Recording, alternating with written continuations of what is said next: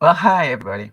This is DearMamaSal, and we are live on a Sunday afternoon, which means it's time for us to talk about coping with stress. And I'm hoping that most of you are not struggling for too much stress at the moment. But today, I've put together a broadcast where we're going to talk about not only the challenges of sudden emergency, but also, asking the question, are we prepared? And some gentle reminders for us all. And it's a reminder that we probably need to revisit every season because it's easy to get out of the habit of being prepared. And so a very warm welcome to you all. For those of you who don't know, Dear Mama Sal is a group of people who get together 3 times a week, and we discuss our lives, both our feelings. We do that on Fridays. We talk about our feelings. Why? Because we all have them, and then and it's okay to have them, good and bad. There's no such thing as a bad feeling. It's about, we have feelings, and it's okay to acknowledge that. And then on Friday evenings we talk about coping with life, and really most of that is talking about how to cook on a budget, for those of us who might be on a budget and need to think about how can we make our food go a little bit farther. And then on Sundays, as today, we talk about coping with stress. And today, I just want to make sure that you all remember to follow us on Facebook and Twitter, because that is where we keep in touch with you and let you know if we've had to cancel a broadcast or something's going on that you might want to be updated on one of the regular viewers. And so just make sure you do that. And by the way, make sure you press the bell here and say that you want the notifications, because if we have a change or something, I also would put it here. Just a quick waiver here, in as much as, for those of you who don't know, I am not a psychiatrist, psychologist, anything with a bit of paper. The views you're going to hear are my own.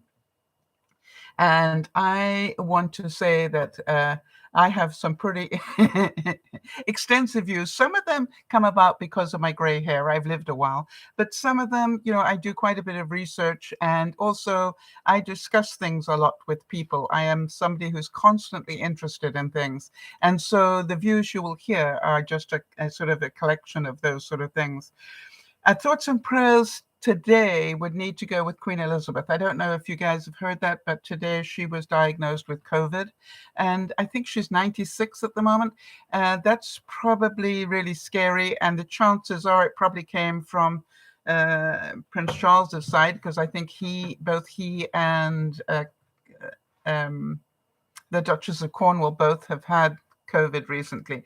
So, it doesn't matter who you are and how much money you're worth. This COVID thing will probably get you. I don't care how well protected you may be. And you can imagine the Queen has been very well protected and also has been isolating to a large extent. So she's 95. Thanks very much, Jeannie, for doing that research. I'd like to just make sure you all know that Jody, you will hear me talk to her regularly during the broadcast. Jody is our admin. Jeannie is our backup all too often. And so I am very, very grateful to you both.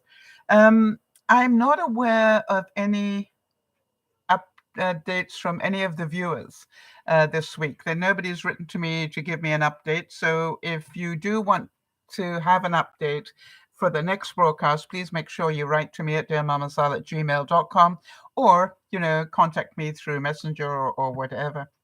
A lot of our quotes today will be about our perseverance. And the first one I want to give you is: the human capacity for burden, weight down, is like bamboo, far more flexible than you ever believed at first glance. For a lot of you, you will have had real life experience of this, all right, where something happened to you. And quite honestly, if I'd asked you before it happened, if this happened to you this year, do you think you could cope with it? You'd probably say no. But we are much stronger people than we care to admit. We are survivors above all else. And because of that, even if you are not in the greatest place in terms of your mental stability right now, you still have that survival instinct in you. And so what I want to make sure is that you understand that we all are fighting our own battles. All right. Some people are fighting health battles. Some people are fighting financial battles. Some people are fighting, safety. What shall I say? Lodging type battles. Doesn't matter who you are. You're fighting your own battles, and we all are. Just don't think. As I said, it's just like the Queen. She's got all the money in the world, but that couldn't protect her from COVID. So I just want to revisit the main stressors in our lives, just so that we're all aware. The top 5 in terms of the amount of stress it gives you is the death of a loved one. So if any of you who are listening have had that recently, my thoughts and prayers go out to you. Any of you who got divorced, that's the second one. Terrible time in your life. Totally, it's like somebody pulled the rug out from under you there as well. What you thought was stable isn't, and suddenly you are in a totally different and quite often quite nasty place. I've been there. I know. Moving. For any of you who are going through a major move, boy, I've done it twice in a year, so I know. And that's a big one. And major illness or injury. Jodi's been through that time and time again, so she knows all about that. Job loss, all right, is the 5th one. So if any of you are dealing with those alone, they are the majors. But on top of that, look at Jeannie. Jeannie in the last 18 months has gone through a major fire. She woke up one morning, everything was fine, and by that evening, she was homeless. Her whole house had burned to the ground. Imagine that. Everything she owned burned to the ground. They got a few things out, but only a few. And just a few months later, I had just moved into this place, and through no fault of my own, a extractor fan in the bathroom seized and caused a fire in my house. And it was amazing. Even though it only damaged about a quarter of the house, the final bill on it was like $250,000, if you can believe that. So I didn't lose everything like Jeannie did, but I lost a lot. And a lot of it was my peace of mind, my security. I had to go and live somewhere else for 6 months, all those sort of things. So believe you me, I am aware of this, and so are a lot of my viewers. So you understand, if you are dealing with a major already, and then you get another one on top of that, it pushes you down. We were talking about this on Friday a little bit, and I want to talk a little bit more about how it affects us all.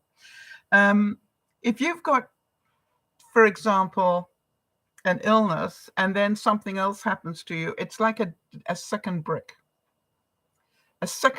of weight on you. And your need to keep balance, your need to keep being prepared doubles. All right. And so the amount of, if you want to stay mentally and emotionally intelligent, you're going to need to put a lot of work into staying in balance. It won't come easily because you've got every excuse in the world for it not to become an easy thing.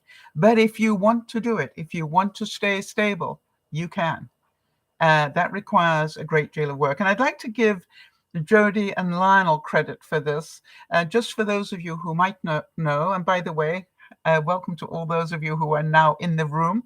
Great to see you. Hi. And for those of you watching in the background, because I can see that I got people watching in the background as well, big love. Great to see you.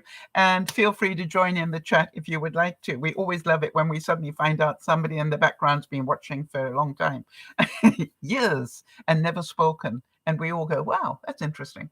So to all of you in the room, feel free to sort of chime in here. But let's talk about Jodi first of all.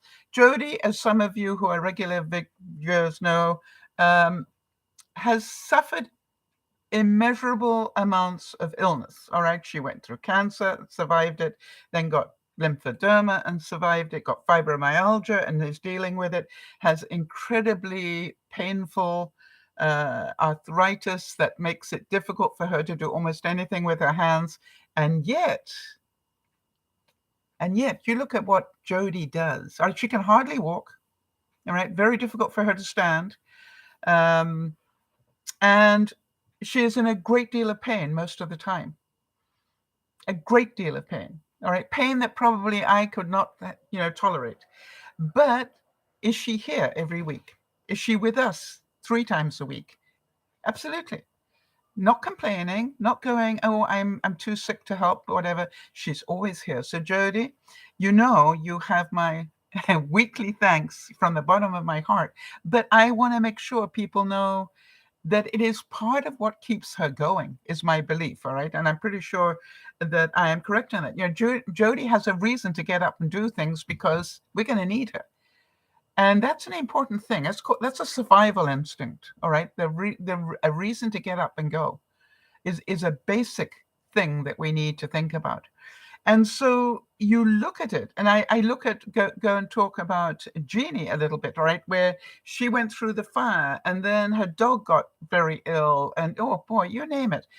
People are going through way more stuff than we know.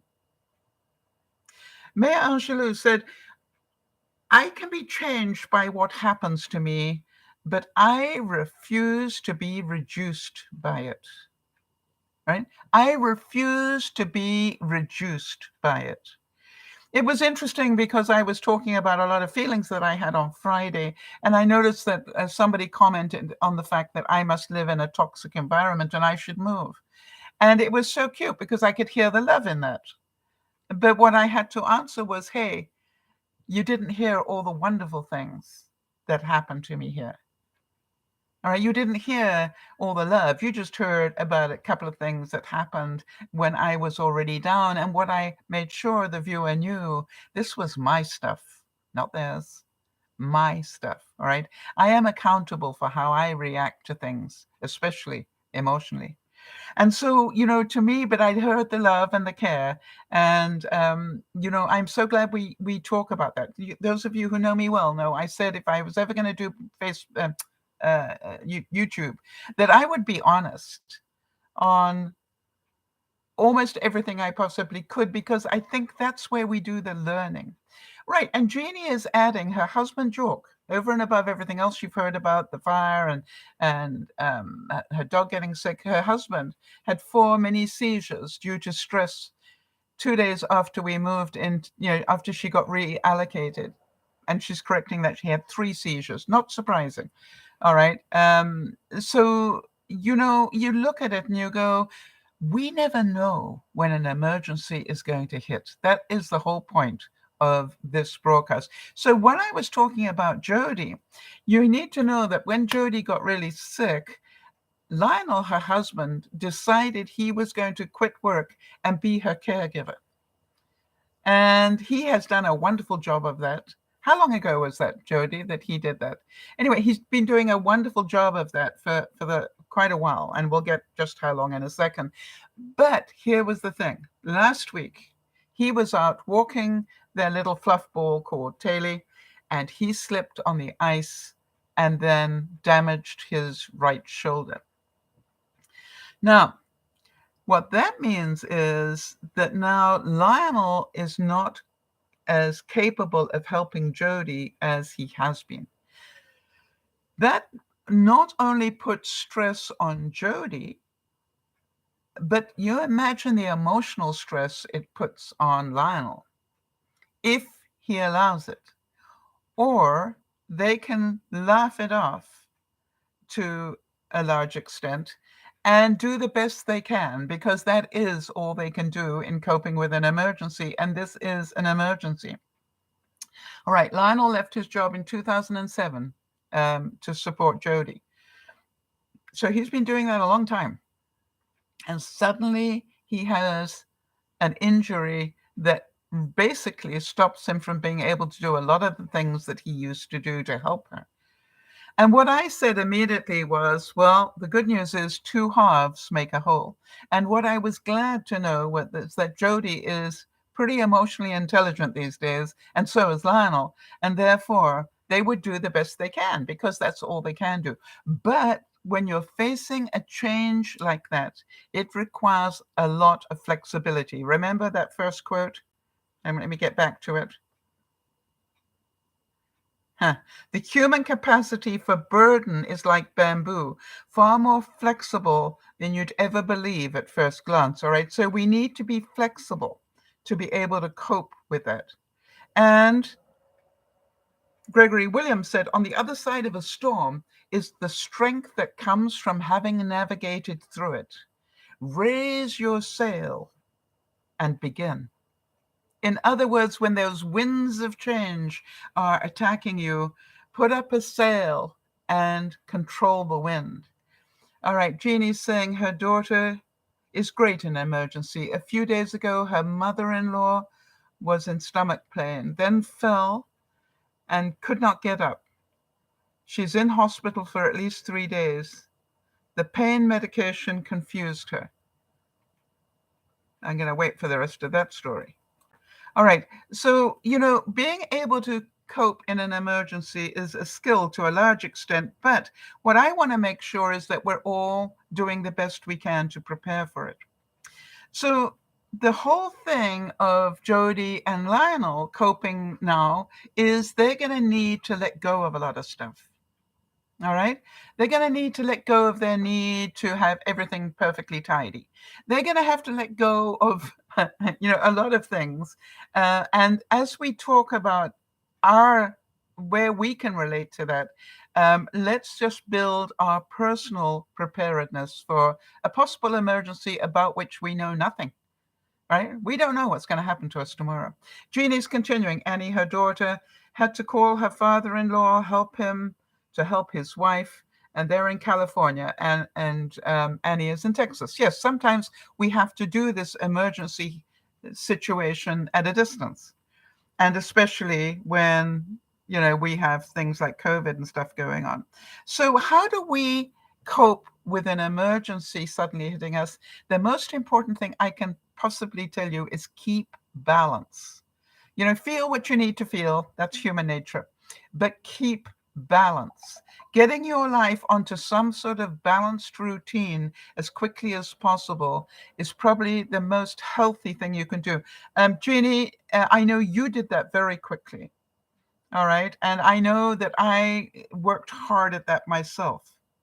And also understand, as we heard, these moments of crisis actually end up being great lessons for us all, not just for the person going through the emergency, but everybody else that knows them, all right? The ripple effect is amazing. And we can do such incredible things for people just by our example. And, Jeannie was a great example of that when she went through the fire. And, to me, it is about let us continually remind ourselves to be prepared. Now, Jody and Lionel, I said to them, please keep sharing the stories of how you managed to do things that you would normally do with one person, but now trying to do it with two halves of a whole. And she was telling me this morning about the fact that they decided they would like to have French toast for breakfast today. And because Jody can't stand and Lionel has had the use of only one hand, what they did was they took the little grill that they have and they plugged it in near Jody's place where she's got a little table there. And then together, one holding the bowl and the other, they whipped up the eggs and so forth. And, one held the bowl while the other whipped. And then luckily Lionel, I say luckily, but the shoulder that he hurt was his right-hand shoulder and he's left-handed, which was a blessing. But then what they did was they actually soaked the bread and everything and they got it onto the grill. But what they did is they put one piece of bread on Jody's side and one bit of on Lionel's side of the grill, and they each individually, were responsible for their own piece of bread getting cooked. And Jody, in the midst of all this said, and remember that my arthritis is, so bad that she's incredibly clumsy. And apparently there was a moment where, cinnamon went flying a little bit. But, I said to her, it must have tasted wonderful.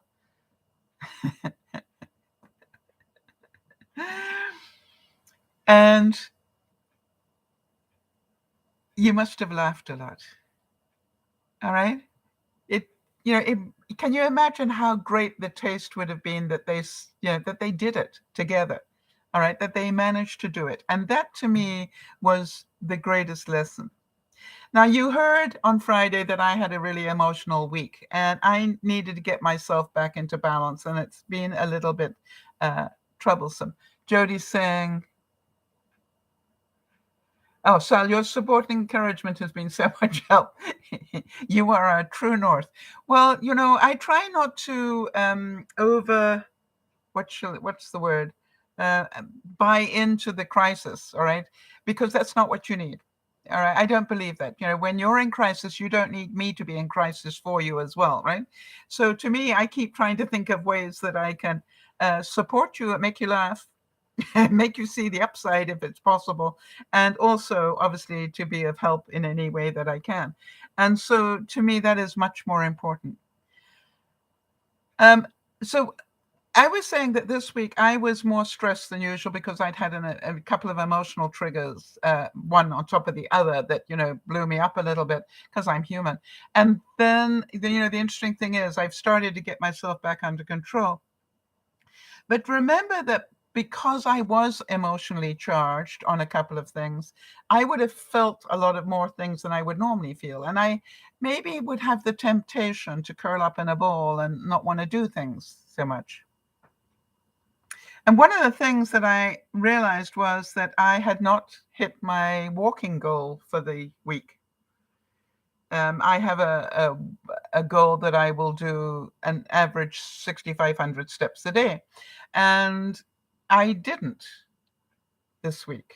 And don't mind telling you, I started to beat up on myself. And again, in terms of stress management, does beating up on yourself increase the number of steps you did? No. Does it increase your mental health? No. All beating up on yourself does is to just beat you down some more. And if you're already got a few bricks on you, then that's not helping anything. So then I went, wait a minute, is it the truth? Let me see how I'm doing on the year, 2022 this time versus this time last year. And when I looked at that, I found out that I've improved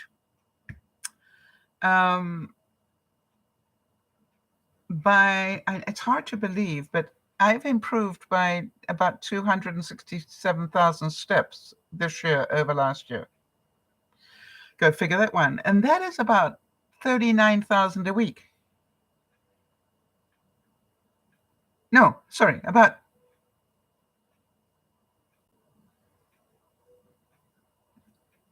wait a minute, if I got this right, 39,000 a week. And that's about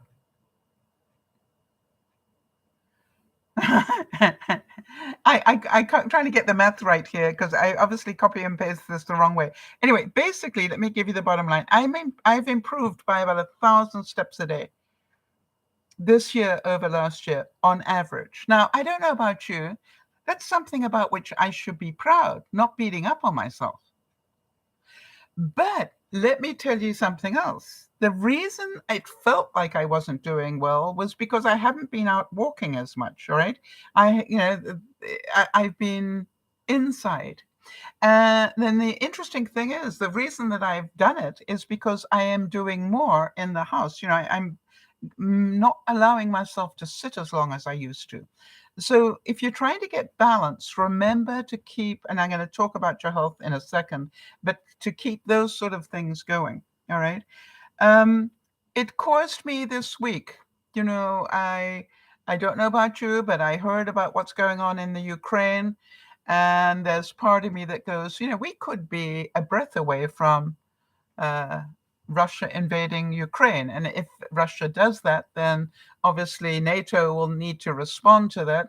And maybe, we all praying that there will be a diplomatic solution to this, but we've been praying for that for a long time. And in the meantime, President Putin keeps bringing more and more troops in and getting them strategically placed. And now there are more ships in that Putin has put into place. And so you look at it and you go, this is not looking good. This is not looking good. And, we pray that there will be a diplomatic solution. But, I am who I am, and I'm going, am I prepared if it goes belly up? Am I prepared if President Putin does invade? Now, you're saying, well, why would I worry about that? I'm not worried about it, quite honestly. I want to be prepared. Does that make sense? It's not about my worrying about it will not change what President Putin does. Will not change what the European alliance does. What will change is what I do to survive. That's what I've got to concern myself about. Okay, Jody is saying about my walking. She said, I see your progress every day and you're dedicated and consistently striving to improve. I haven't heard one excuse from you, even on days that you are exceptionally busy and when you've been stressed. Well, you would have laughed at me. You would have laughed at me last night. I'm sorry that I didn't have my video there for a second because it was 10 to midnight. 10 to midnight. And I went, how many steps have I done? And it was 6,400 and something. No, it was 6,200 and something. And, I tried to do 6,500 a day. And I literally got out of bed and I walked to the glider and I put in the extra steps. And, after I got it up to the 6,500 I wanted, I actually put another couple of hundred on just for the sake of it. So, yeah, when you really, you can tell what's important to you because you do it. Jeannie's saying, my son-in-law said he thought I was happy his mother was ill. First, I was angry, and then I told myself to ignore him and continue to pray for her well-being. My anger helps no one. Well done, Jeannie. That is emotionally intelligent. And if his mother is ill, do we know that he is in emotional trauma at the moment and therefore, try to ignore anything that comes out of there, right? Really important. His stuff. So here's what I thought. If we do go, if war does break out, it's not likely to be nuclear, very quickly, in which case, we might not have to worry about it for too long. But here's what I was thinking.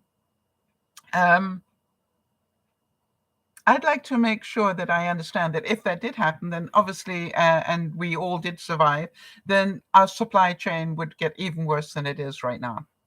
And so therefore, what I started to do is, what can I do? And I started to think, how good is the stocking up in my pantry? And that was I decided, okay, that's what I'm going to have a look at. I'm going to retake stock in my pantry, see what I need to add in there. And, it's amazing how quickly we use up the stuff in the pantry and we forget to restock it at the right level. And so what I was looking at is, how many tins have I got with meat in them? That would last quite a while.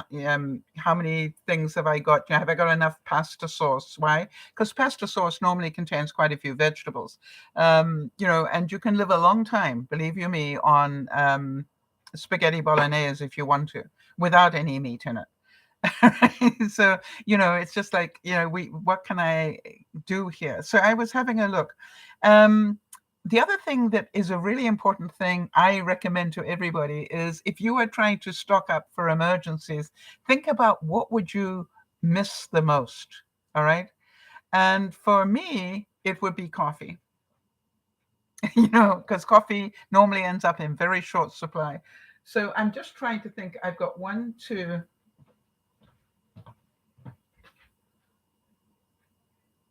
3, 4. I think I've got about 6 cans of coffee, plus probably nearly a dozen packets of coffee to mix in. I buy bulk cheaper coffee and then I put good coffee in with it, and that helps my budget. But I've probably got enough to keep me going for a year, I would think, if not more. So to me, now here's another thing. In times of crisis, you know what becomes a really good currency? Coffee. That's one thing, that I've learned. I've lived longer than some people, and I still remember food rationing. And one of the things that I did some research on is what things was it that people were willing to barter for? In other words, what did people say, I will give you food if you give me coffee? Right? Like, I'll give you eggs if you've got coffee, and so people would barter things like that. So I'm going, having a good coffee supply is an investment. I know that a lot of you know that I've been having a lot of fun baking stuff. I've been improving my ability to bake my own bread and pita bread and things and crackers, things like that, because I think that's important.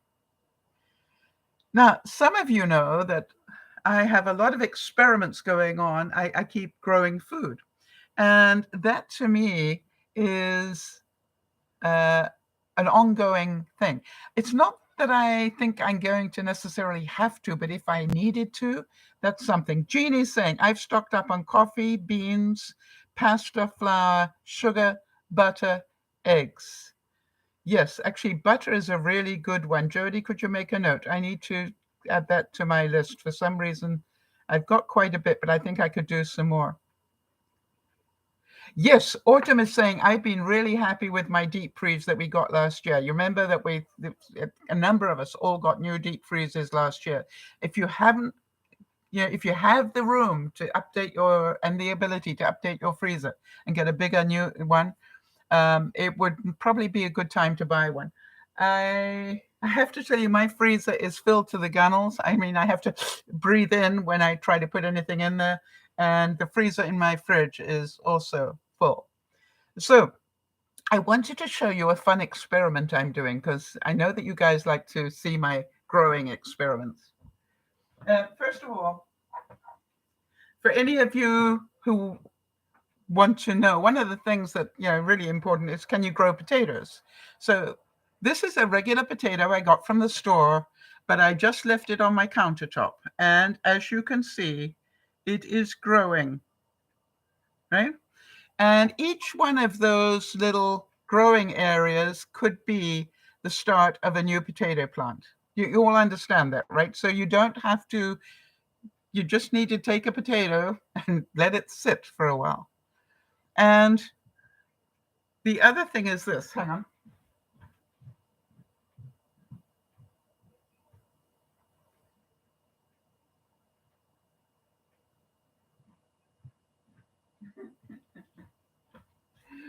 I found some in my garden, and some little ones from when I was growing them last year. And look at this, they're all really keen to grow now. So I need to put them in some earth. They're going to go back in the garden and start growing. Now, that's not the experiment. That's not the experiment. Let me show you the experiment. All right, for those of you who don't know how you grow potatoes, you put potatoes in the ground, and then this bit will grow up. And then as the greenery comes above the ground, you keep putting more earth on top of it, because then it ends up growing more roots on it, and then more potatoes, and then it grows higher. All right, and then you put more earth on it, and then the green bit grows up through the earth again, and keeps doing that. But all the time it's pushing out roots and growing more potatoes. So I went, is it possible to grow potatoes in an apartment when you don't have a balcony, where you don't have the ability? You know me, that's what keeps me getting up in the morning. I love doing experiments. So here's my experiment. Are you ready?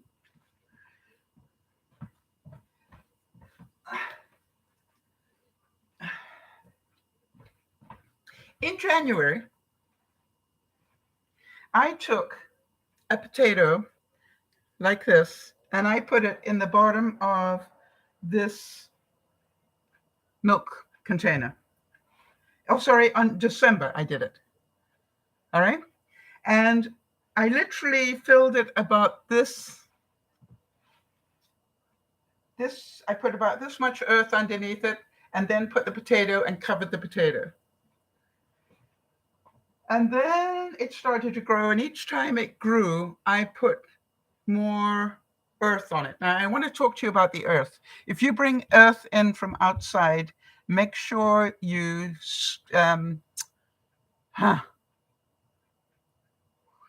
you get the stones and stuff out of it, right? And then nuke it, all right? Because you'll be amazed how many bugs are in earth that you don't want. So what I do is, if I'm bringing earth in from the outside, I will just filter it through, and then I will nuke that earth, all right? However, what I'm doing is I'm growing it in coconut fiber, all right? And then I add nutrients to it. So anyway, I started here in December. By January, it had grown up to here. All right. So then what I did is I put another container over the top of it, cut the bottom off one of these containers and put it on top. And then in February, first 2 weeks of February, it grew this much. All right. And now this is the second, third week. We're already up to here. Now, what is happening down here, if I've got the experiment right, is potatoes are growing. The thing is, I believe it takes 4 months for potatoes to mature. Hang on a second, let me check that. Oh, potatoes. I got a little chart here. Potato. 1, 2, 3, yep, 4 months. Okay. So that means December, January, February, March, April. In April, I should have potatoes there. Now, this is 1 month, 2 months, 3 months, 4 months. Now, you know what I'm going to do after 4 months is I'm going to cut this here, take out any potatoes that might have, and how many of you are looking forward to that experiment? And then what I will do is just continue to build. And if you look, can you see it growing there, just there? All right, it just keeps growing up and up.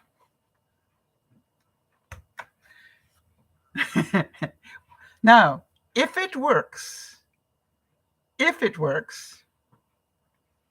and even if it only gave me little small potatoes,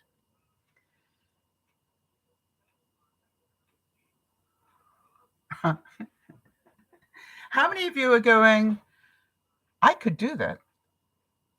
Even though I've got an apartment and I haven't got a balcony or whatever, I could do that. And because I haven't got any negative organics in here, right? It's just cocoa, what do you call it? Cocoa fiber.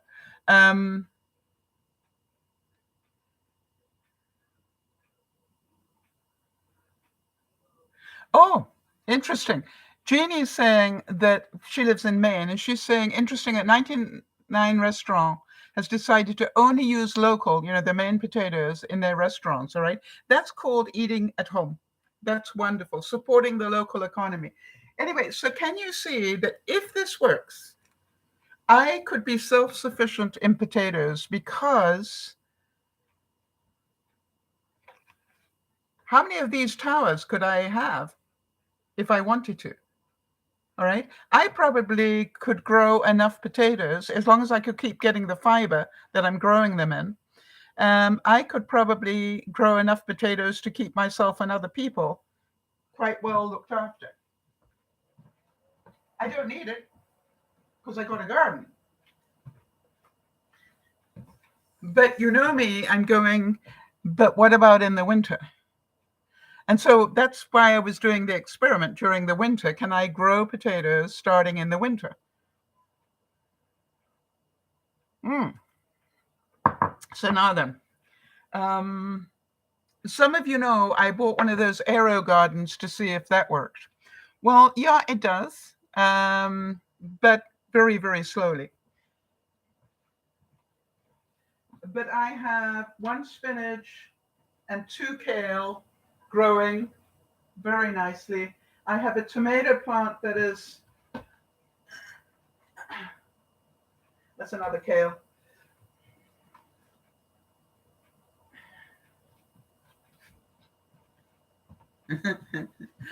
This tomato plant is already this high. All right. So as soon as the frost is gone, this is going out, and it's going to be giving me tomatoes much earlier than normally. I only got one that really worked for me, but it's like I'm learning. How many of you know I get great joy out of doing the experiments? And I said to some people that, there are times when I think my hobby is growing seedlings and killing them, but I'm getting better at not killing them all. And if I am patient, does that mean that I could continue to do so? Jody, let me tell you something that I would recommend. Okay.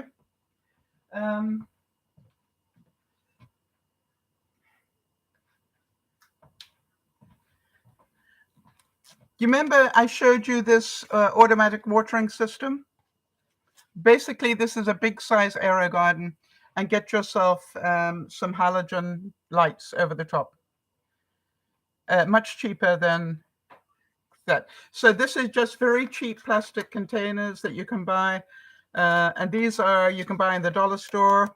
Okay. As you know, the water wick there is just a piece of face cloth. And what that's doing is feeding moisture up. And here are my tomato. And by the way, these tomato seeds I got from one of the tomatoes that came into the house, a grape tomato. And from one grape tomato has given me enough for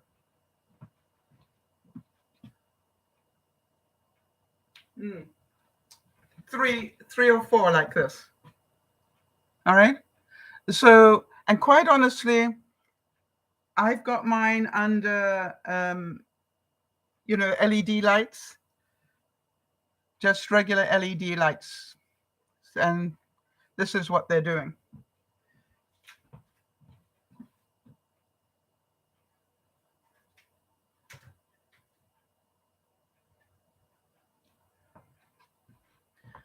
So be prepared. Are you prepared? Are you prepared to try some experiments just in case you need to? All right. I'm constantly looking at ways to learn how to be more self-sufficient. I don't see it as a negative. Do you? This is not a case of because I have to. This is about, I find it interesting. I find it really, it's great to go out and nurture plants. There's something about nurturing plants. Now, it's sad, when they don't make it, but, but it's wonderful when one of them, like the tomato, has been growing since last fall. And so I'm happy. And by the way, this is just, cream containers that I painted with blackboard chalk with the word Tom on it. All right, so I believe that part of being good in an emergency is to make sure you've got the skills. Flexibility is, I think, the most important. Self-sufficiency is really important. So not only for yourself, but what about for others? All right? Because if I can be self-sufficient, then it helps me help other people maybe a little bit more. And that is really important in an emergency situation. All right, Helen Keller said, although the world is full of suffering, it is also full of the overcoming of it.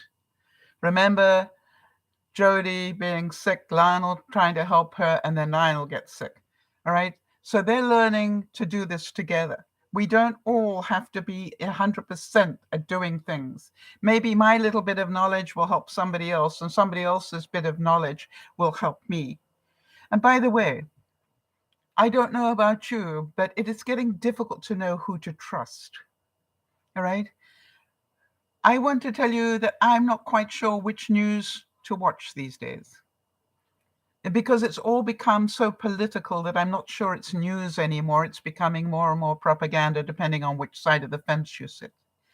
So I'm not 100% sure what's even going on with the protesters at the borders, and what is right and what isn't on that one. I keep trying to see both sides of it because that's my job, is to be aware of both sides and then make a decision. And I do know that these things can cause tremendous rifts between people.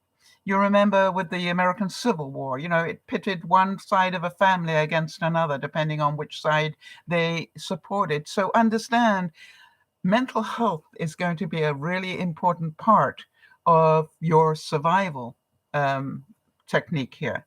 And this is not being negative. This is think about it in broad strokes, all right? Think about it that this keeps you healthy when you can see both sides. Helps you in an emergency when you can see both sides. It helps you in an emergency when you can go, this has happened, but what can I do? Now, what can't I do? What can I do?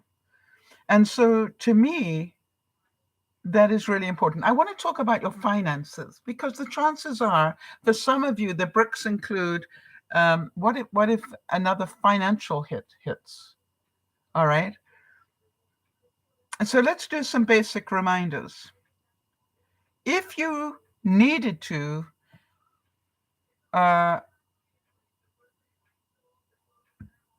could you reduce the amount of your utility bill? Let's talk about that one to start with. That's heating and electricity. Normally, they're two separate ones. What could you do to reduce those two bills if you needed to? Now, I know that one of the things I found fascinating talking to Jody and Lionel over the years that I've known them is the ways that they have trimmed their budget. They trimmed their food budget, their utility budgets, and everything through some incredible things. They have done really great research in what is possible. And I stand in awe of it. Jeannie's saying, I think we in the US have a sort of civil war nowadays. Such anger. If one disagrees, it is dividing people so much. Yes, and that's why I'm saying, Jeannie, that mental health is going to be a very important part now. Being able to stand in the center and see both sides, I think it's going to be really important. And I'm going to talk about relationships in a second, because I do believe that's a major component of this. So let's think about heat. If you needed to bring down your cost of heating, how would you do it? Have you thought about that?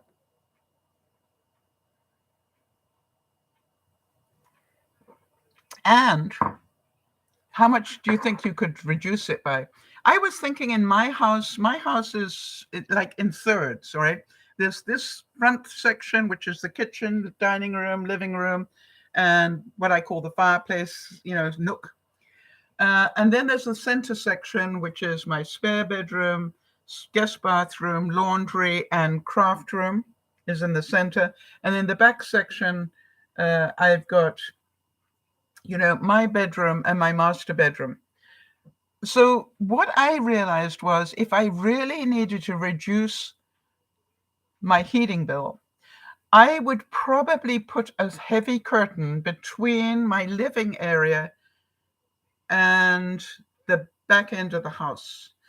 And I would only really heat the back end, keep that warm. Why? Because that's the bit that I found froze in deep weather. And then let my living, right? Why? Because when you're living areas, all right, you're moving more. All right. So between using the oven and doing stuff like that, I would probably keep the front end fairly decent. And by the way, if I didn't, another layer of clothes would keep me, that I could reduce the heat by quite a bit. And that will be interesting. How much heat could I, how much could I reduce my heating bill by doing that? Yes, Jody's saying turn off the heat to rooms that aren't used regularly. Heat the rooms where you spend the most time. Wear layers that helps keep the heat lower too. Yes, and those things I've mentioned. So you can also buy little things that you can, if you've got heat vents like that one, right? You can buy things you can put across it. all right, to stop the heat coming up. And so it'll send more heat to the areas where you want to do it. So you could, and they're metallic ones, so that you can just put it down and it'll suck onto it. So you could actually just swap them around. Is while you're in the front end of the house, just heat that, and then at night cover the vents of the front end of the house so it heats the back end. Yeah. Jeannie's saying our home is well insulated. We fear a space heater because of chance of fire. We get colder as we age. Yes, and that's what I found out. So what I've also decided is, there is a reason why we have blankies, all right, throw rugs. And think about, if you needed to, could you keep warm with a shawl? Remember, they used to have shawls in the old days. That's why, right? Hang on a second.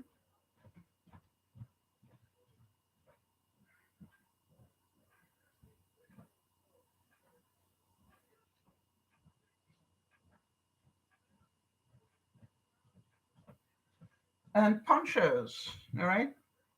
This is a poncho type thing. And this one is a fleece one, so we know it's warm, all right? And so if I needed to, I could keep the top half of me pretty warm and then have a throw rug over my lower half while I'm watching television, all right? So possible to do if I really had to. Yes, and Jeannie's saying we have 2 wonderful woolen blankets, warm sheets for the winter. All right, so think about what you can do. And if you think we can't survive that, think again. Think about the people, on the prairies who had little log huts, and when that fire went out, that's all they had, right? So I want you to start going, hey, I can do this.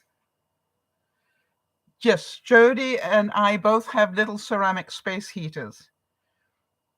Yeah, and she's saying that's really been a help too. We don't use it every day, but we know it's there if needed. Flannel sheets are wonderful. Yes, I don't like flannel sheets myself, but if you like them, that's good. By the way, do any of you have any of what I call those shirling rugs, where it's sort of like imitation sheepskin on one side? Put that under your bottom sheet. You will be amazed at the heat that retains. All right. So when we think about things like this, we start to realize so many things are possible, right?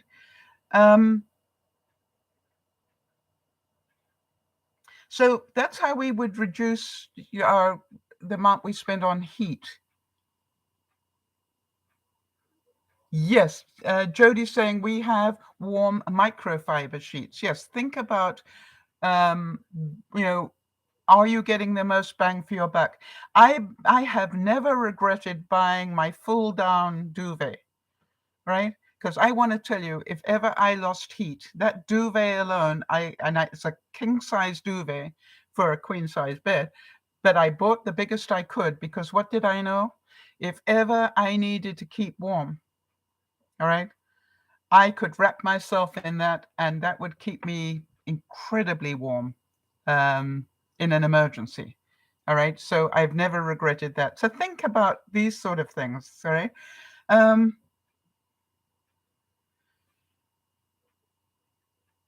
So how else would you keep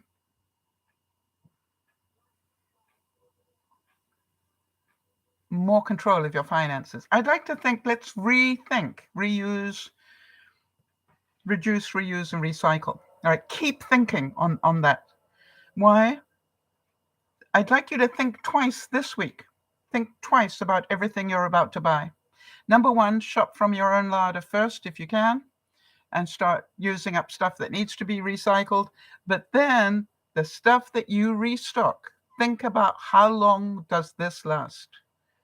All right. Start thinking a bag of frozen fruit will last a whole lot longer than fresh fruit.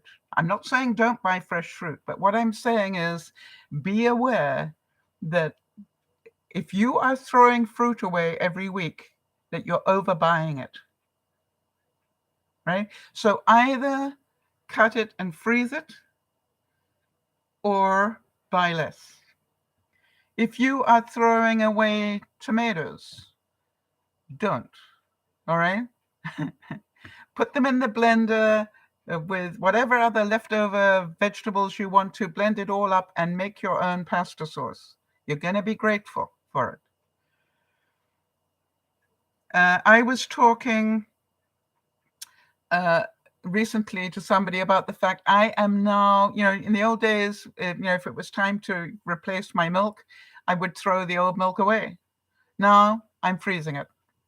And I'm freezing it in muffin pans, all right? And then have a little pucks of milk. And now in an emergency, I've got quite a bit of milk stocked up.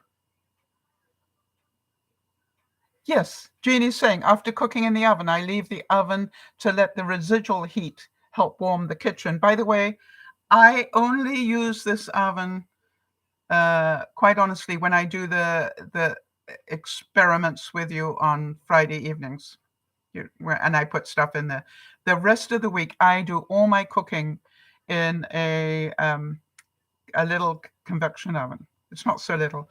And by the way, I'm still waiting for the replacement to arrive, but I do not use this. Or I use my skillet as an oven. How many of you do that? It's amazing what you can cook in a good fry pan with a lid.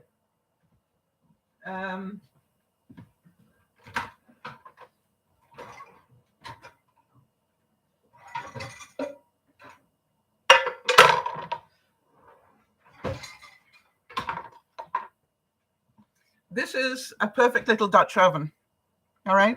You just need to be aware of timing. And I can cook a whole meal in there. I'm not heating a huge oven like that and wasting the heat. I'm just heating this much up. Okay, so think about getting a good, and I could cook enough here to feed 4 people if I wanted to. What I do is I cook enough for 2 and I put one lot in the freezer. So think about, that's a great way to reduce the cost of turning on your oven. But good idea, if you do turn it on, leave it open, let it heat the house, great idea. Yes, Jody's saying we use our Ninja multi-cooker for most things. We use our big oven probably once or twice every 2 weeks or so. That's the thing. It means you're doing a good job of controlling that. So I was saying on Friday, don't buy plastic wrap. Buy good quality freezer bags in big sizes, right? So, and I've used mine. But you know what I'm saying? Get the gallon size, and even bigger if you can. And use, I use my medium size bags as plastic wrap, okay? To wrap in portions of food. I'll put a portion of food in here, close it, and then I put those into the big bag. I do not use plastic wrap in my freezer anymore. And by the way, I think the stuff is better protected. And I get to wash those and let them dry and reuse them. I also want you to have a think about this one. If emergency were to strike, how much stuff in your house could you sell? All right, if you needed to. I'm not saying that you have to. What I'm saying is think about that. So be careful what you donate. I'm not saying don't donate, but make sure that you hang on to stuff that you could sell. Now, what is sellable? The family silver, quite honestly, might not be your best asset. All right? But as I said, things like coffee and butter and stuff like that would be far more better currency because people really need that in emergencies. But another word of warning, I know a lot of you are selling stuff online and through things like Facebook Marketplace and stuff. I want you to be really, really careful. More and more, these places are being used fraudulently. In other words, people are pretending they want to buy want to sell their computer or whatever. And when you come with the cash, there are a group of them there, and they rob you, and you end up with no money and no computer. So there's an emergency situation. Let us think, how can we continue to buy, because it's not true of all things, how can we continue to buy in a more safe way? All right. That's what I want you to think about. Because I do believe rebuying something that somebody else doesn't want is a good thing. You get Jodie's done a great job in her house doing that. But the question is, how can you do it more safely? And I would say for the regular things that are sort of not very expensive, it probably isn't a major issue. But for the high price items, things like computers, fridges, freezers, ovens, stuff like that, be aware there's a lot of scamming going on, and therefore doing it in a smart way. One of the things I saw our local police recommend is that if you're going to do it with people you don't know, do it in a very public place. All right, where if you're getting scammed, you can get help in a hurry. Some people even said outside a police station isn't a bad idea, right? Because you can really get help in a hurry. And also, most crooks are not going to want to do any trading anywhere near a police station. The other thing is, yes, Jeannie's saying, make sure you use the yard sales and garage sales. That was another thing we talked about during the year, all right, which is if you can pick up a spare big slow cooker. Boy, I want to tell you, a slow cooker is an incredibly good cooking device if you want to get clever with it. Uses very little electricity. Sorry, we call it hydro in Canada. Uses very little electricity and does a wonderful job. All right. So that is, something else. If you can pick up anything like that secondhand, I would do so. Now, the other thing is, I would say have a look at your house and see what have you got that you are prepared, if in an emergency, that you would be prepared to sell so that you could get cash. If you haven't got cash already, if you've got cash, I would give you the heads up yet again. I do this every time we talk about this subject. Make sure you've got some ready cash on hand. All right. Hide it somewhere in your house where it's not going to be obvious, and make sure you've got that, because if an emergency happened, there could be a run on banks and things, and you might not be able to get to the cash that you have. The other thing is, I'd like you to think past there. I'd like you to think about your relationships. All right. Because I believe, as in any crisis, your relationships will either make you or break you. Right? If you've got people you can trust, if you've got people you can vent to, if you've got people, really important to maintain your relationships. But I want to say, think about this. If we had a situation that was warlike, do you understand we could lose internet in a hurry? All right? We could lose the internet in a hurry. Why? They would infiltrate it, and therefore it could be shut down. So here's the thing. In terms of your relationships, when did you last print out a hard copy of your contacts list from your online database? When I say your online database, if you're with Google or something, they store that. All right. What about how many of you store passwords on the internet? And if so, have you downloaded that? Because if you lost the internet, would you remember? I have a really clever system. I think it's clever for my passwords, so that doesn't worry me as much, because I can get to most passwords through my system in my head. However, think about that. All right. Jeannie's another smart shopper on the yard sales and things. She's saying we found good rugs, lamps, pieces of furniture, dishes at yard sales. Yes, great way to save money. Jody's saying I found our slow cookers. I love them. She said we have an 8-quart and a 3-quart, absolutely invaluable. I also was able to pick up a brand new Instapot on Marketplace for a third of the cost. You see, save money, shop smartly. Okay, so now then, think about your relationships, all right? Have you done a hard copy of your contacts and your passwords? I would recommend doing that once a year. Now then, remember your cell phone is going to be really important to you in an emergency.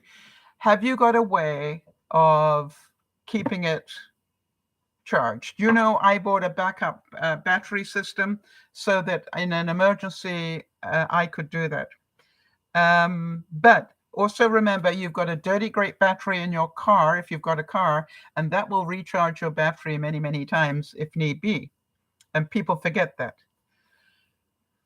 Hi there, Kez. Kez is saying hi. Thrift stores, secondhand, scratch and dent stores.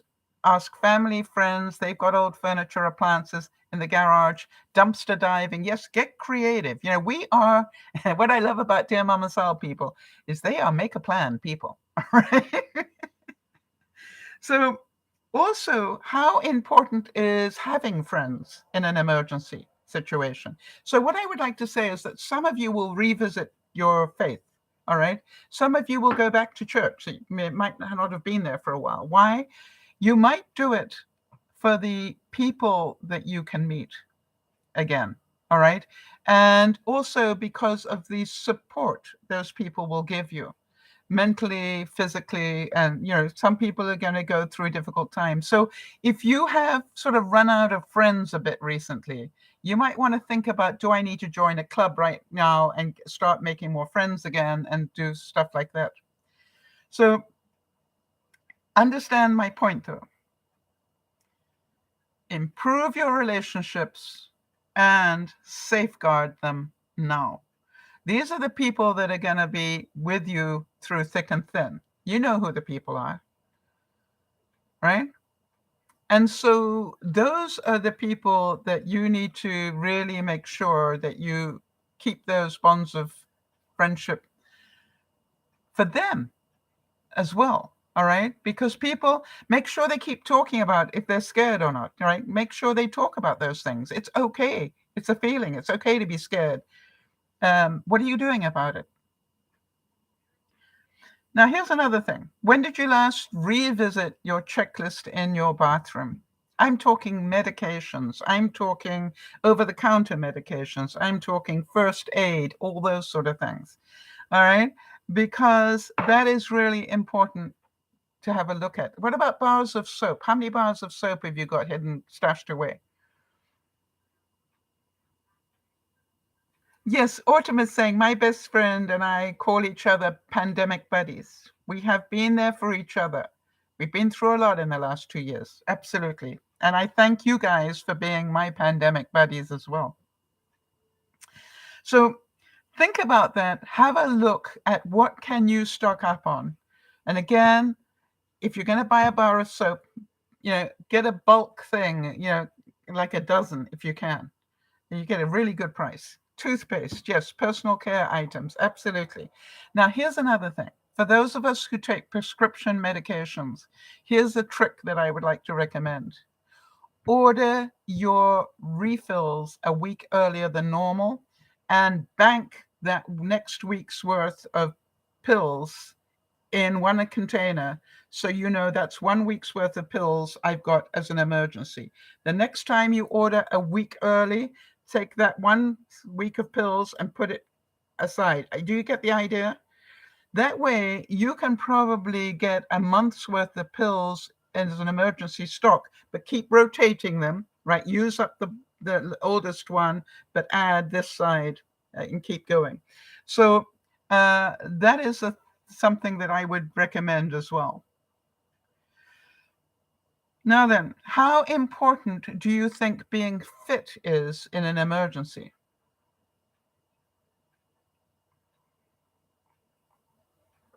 So do what you can to get as fit as possible.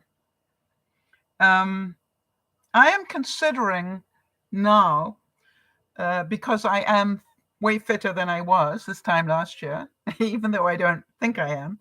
I'm thinking, I think once a week I'm going to walk to my local store. My local store is about 15 minutes away. But what if and it's a pretty comprehensive store, quite honestly. So I'm thinking, what if I walk there? Even if I just pick up one or two things, the idea is not that I do my major shopping there because I have my major shopping delivered, but it's about go there, get the fresh air, keep fit, all right, and just I will interact with people. It's part of the total package, if you like. Good for my mental health, give me thinking time. I'm not worrying about how tidy is the house while I'm walking, but it's like a multitasking thing. I'm going to walk. How many of you have a store that you could walk to if you needed to? And what I like is that mine is a pretty comprehensive little store. It's not just the little corner convenience. It's quite a nice one. And it has, they really have a nice selection of stuff in there, considering where I live. I live in a pretty rural area, quite honestly, but I'm pretty impressed. So I'm going, hey, I need to make that an outing for me. Make sure you keep your car charged up. Yes, Kez is saying it's very important to keep ourselves fit because it improves your thinking, your emotional and mental health. Absolutely. And it gets you meeting people, hi, how are you? Thanks. You want two of those? Yes, please.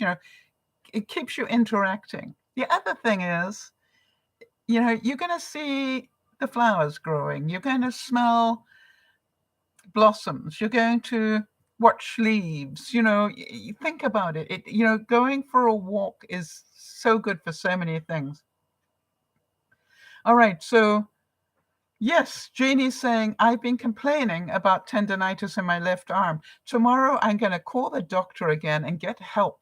Yes, if you need anything done, do it sooner rather than later. Why? Because if we end up in an emergency, everything is going to be more difficult. How about entertainment? If you lost the internet, think about this, people. If you lost the internet, what would it do to your entertainment? How many of you going, I don't even want to think about that? So here's my question. Do you have any board games? If there are two or more of you in the house, do you have any board games to play? If you're into chess or Monopoly or whatever. If you haven't, grab go to the thrift store and pick up a secondhand one. What about if you live on your own? Do you have a jigsaw puzzle or two? Stored away. No, because I can do it on the internet. Well, hello, what if we didn't have the internet? I have in my storage shed probably 4 boxes of books that I haven't thrown away. So, my attitude is I got quite a lot of entertainment right there. What I realized was my first thought was, oh, well, I would just be more creative. I've got so much stuff to be creative with. And then I realized my creative die cutter that I love so much runs off a program on the internet. What I need, Jody, if you could just give me a reminder, I need to find out, is that program possible to download into the computer so that I can use it without the internet? All right, Jody's saying, lost the internet? No, I freak out when we lose the internet for 30 minutes while they're updating stuff. Exactly. So I want you to start thinking about what if we didn't have internet. And I don't mean for a day. I mean for a month. That's why I'm saying download your contact list and everything if you can. Right.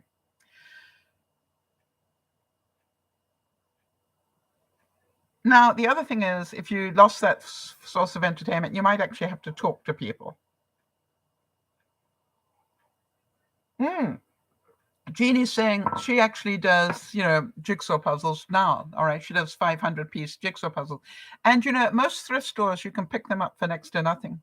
And the other thing is, if you find 3 or 4 people that all like doing jigsaw puzzles, my neighbor does that, they all interchange them. They all go and get them, and then they swap them around with each other, which I think is a really good idea. Yes, and Jodie's saying that she and Lionel are going to get a board game to play together. So think about that, right? How would you entertain yourself? Do you have a pack of cards at home? Do you have a game of Boggle? For those of you who like word games, do you have Boggle? And by the way, that's the cheapest word game there is. It's just to take a long word and see how many words you can make out of it. So lots of ways to entertain ourselves if we choose to. Okay. You understand? I'm not trying to fearmonger here. Right? I hope you get that. What I'm saying is, I want to make sure my viewers are prepared, not scared, right? By the way, for those of you with children or grandchildren, if they came to visit, how are you going to entertain them without television?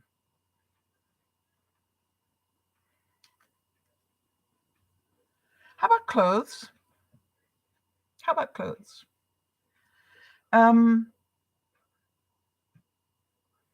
I try to make sure that I give my viewers a reminder every 6 months to update their underwear. Why?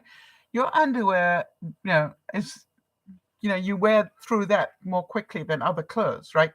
So from that point of view, think about that. If you are due to get a new bra, get one. Get 2 if you can afford it. All right. By the way, hold on one second. I just want to demonstrate something. I gotta find my. What did I do with it?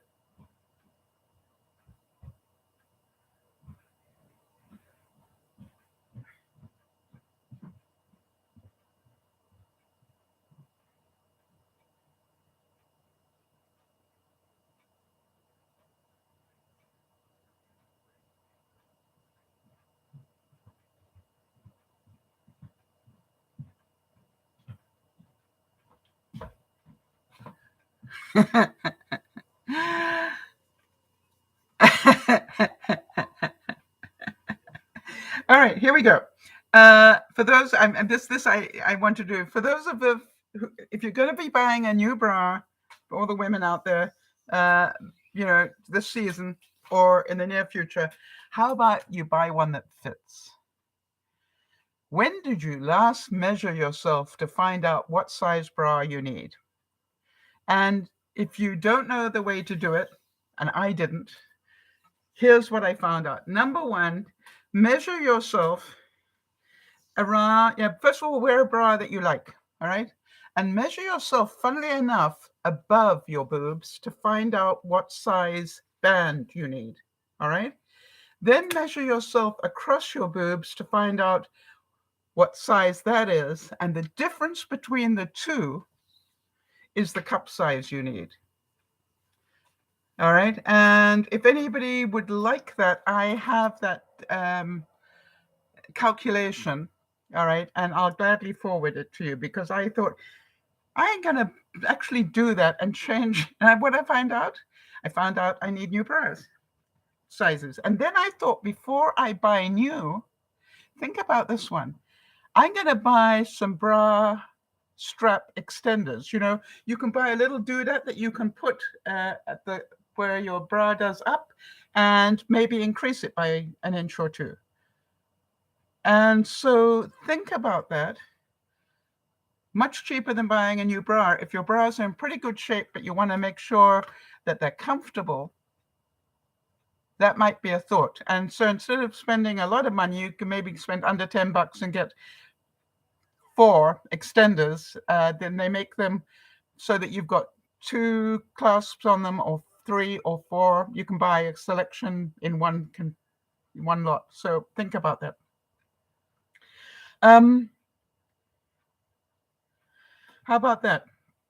It is your reaction to adversity, not the adversity itself, that determines how your life story will develop.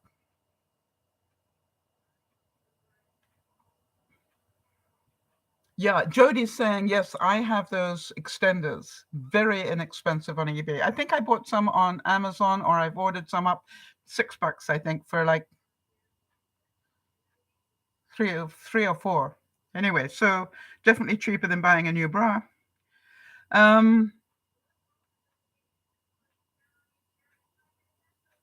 Also, if you are going to buy clothes, all right, I would recommend, until everything settles down politically, I would recommend buying clothes that you can be comfortable in.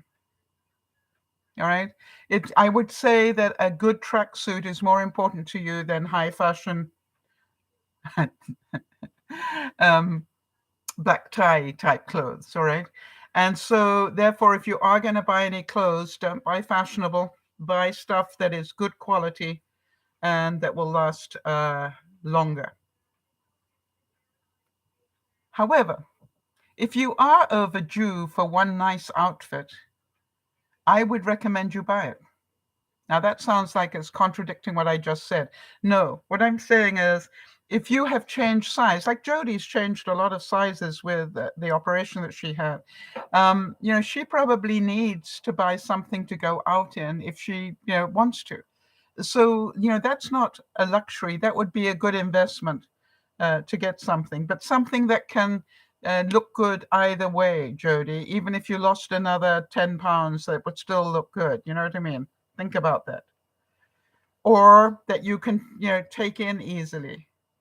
If you haven't got the skill of dressmaking or fixing clothes, learn it. That was my next thing before I go. Think about your education. What is it you want to learn? What is it you want to learn? I would download any programs that you can on the things that you would like to learn. Get those things. You can, amazing how many things you can get for free on a PDF. I would think about, what skills do I want to learn? I've been busy trying to learn how to be self-sufficient in growing stuff. I would also suggest that think about what you can learn to help others. Very important. So when you get down to it,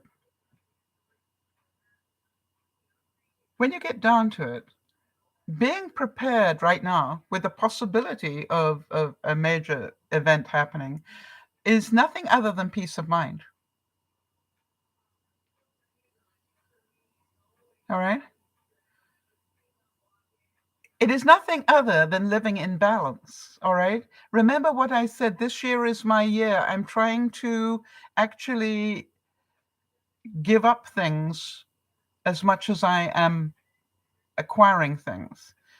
And that is really important. When I have bought some things recently, but they are things that will help me be tidier, to be more, more in control of my environment. I'm not buying things to impress anybody else, that's for sure. I am making do with less in a lot of cases,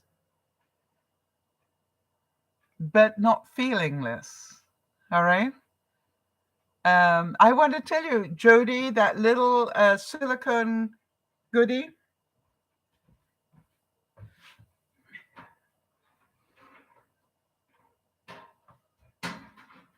This thing, I want to tell you, I am so glad I bought that. And the reason is because now, when I cook something in my skillet like this, I can just literally freeze it up immediately.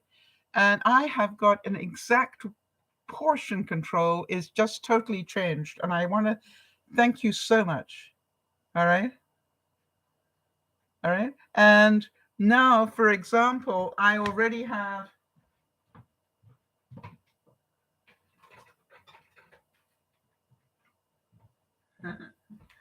in a plastic bag. All right. I have a 1 serving helping of, this is, a stew that I made earlier in the week. All right. And I know, so to me, this was not a waste of money. This was a really important part. Kez is saying, in the city I live in, there is a pub that has board and card games you can play. Also, they have a lot of entertainment. You can do like trivia, libraries, community centers. Yes, community centers. Join your community center, right? Have free things you can do. Yes. And also it gets you talking with people. Good. So Steve Maraboli, how often do I quote him? Life doesn't get easier or more forgiving. We get stronger and more resilient. I want you to realize that everything I am telling you here isn't about whether, Russia goes to war with Ukraine. This is what we need to survive everything at the moment. All right? These are the basics of life. Let us spend less, use more, and care more. Because when our lives are in balance, all right, I'm sure you can feel this. When our lives are in balance, when we realize that two halves can still make French toast if you really want to. When our lives are in balance, when we're not trying to impress everybody else, when we shop more intelligently, then we are in control. All right? And we are also prepared, right? If we make sure that we're stocked up. Now, I know people have said to me, oh, but what if there's a power failure? Everything in your freezer will rot. And I'm going, yeah, but what if there isn't? All right. And so look at these things and go, do the best you can. I am pretty certain that you all have heard about how people survived during wartime. And it wasn't easy. But here's the thing. As Jody has demonstrated, as Erin has demonstrated, we don't know from one day to another whether ill health is going to attack us and there's going to be that emergency. But you know what will happen? You will learn to cope. You will learn to adjust if you are flexible in your thinking. You will learn that you can do without half the things that you thought you couldn't do without if you have to. You will actually find you can probably do without 3/4 of what you have in your home if you really had to, and then still survive. And so look at it and go, I can save a lot of money if I get my head on straight. If I start playing with the potato experiment. All right, so seriously, how many of you are going to look forward to whether I actually get a potato out of there? And by the way, even if I don't get a potato out of there, think about this.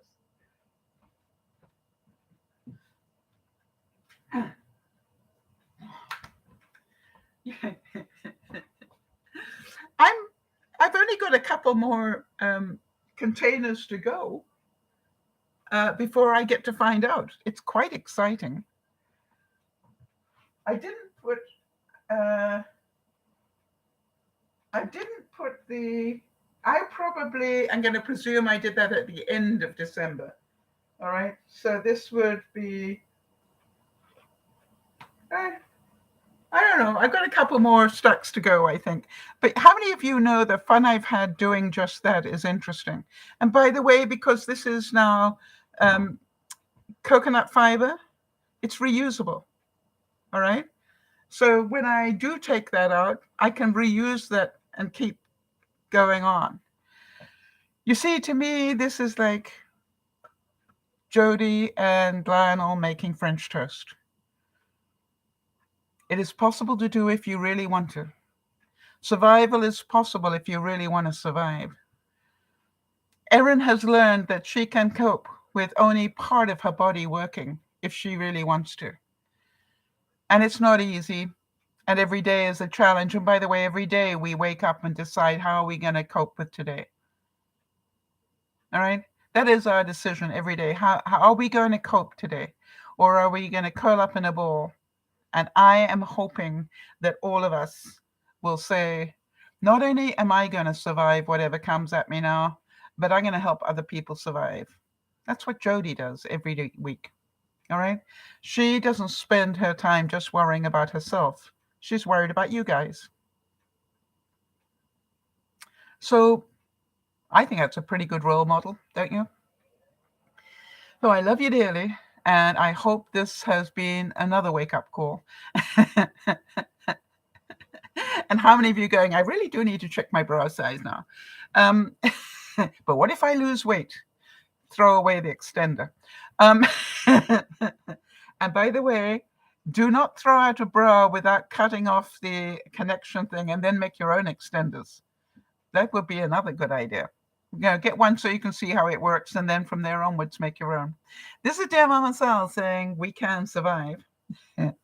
We can be resourceful. We can save money. And we can have a lot of fun if we choose to. The only thing is, if we totally rely on the internet, we're going to be sorry. And I would say nowadays, if you totally rely on one news source, you're going to be sorry. And remember, it doesn't matter how much money you have. The Queen still got COVID. This is DearMamaSal saying, love you dearly. Have a great week, and we'll see you next week. Bye-bye for now. Thanks, Jody.